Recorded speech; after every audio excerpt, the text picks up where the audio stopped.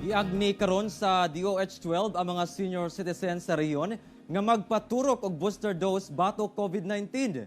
Kini human nga nagkagamay na lang ang ihap sa maong priority group nga nagapabakuna. Samtang gipangandaman sab karon sa DOH-12 ang posibleng pagbalik sa full implementation face-to-face classes. Ani ang report ni Just Tony Humamil. Gibutyag sa Department of Health Region 12 nga gamay na lang kuno ang nagapabakuna alang sa booster dose sa A2 priority group kun senior citizen sa rehiyon. Busa ilagay kining gitutukan pag-ayo, labi pa nga ang maong priority group ang most vulnerable sector sa COVID-19. Hinoon nakabot na kuno sa rehiyon ang target vaccination rate sa primary doses kun first and second dose sa maong priority group.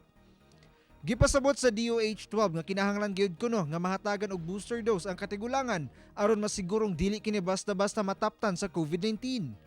We have a problem region-wide and nationwide with our booster.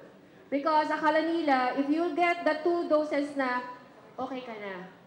But sabi ko nga po kanina, as time goes by, bumababa ang ating immunity, ang ating immune system. So kailangan natin ulit ng another protection. Samtang gipangandaman sab sa DOH-12 ang posibleng pagbalik sa full implementation sa face-to-face classes.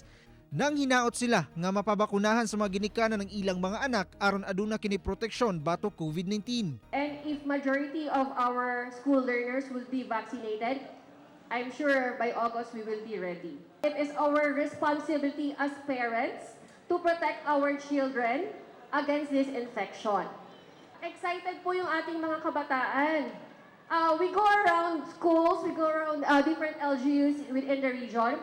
Excited po yung mga batang mabakunahan against COVID. Kauban si Bong Vicencio sa kamera. Ako si Jess Tony Humamil para sa One Mindanao.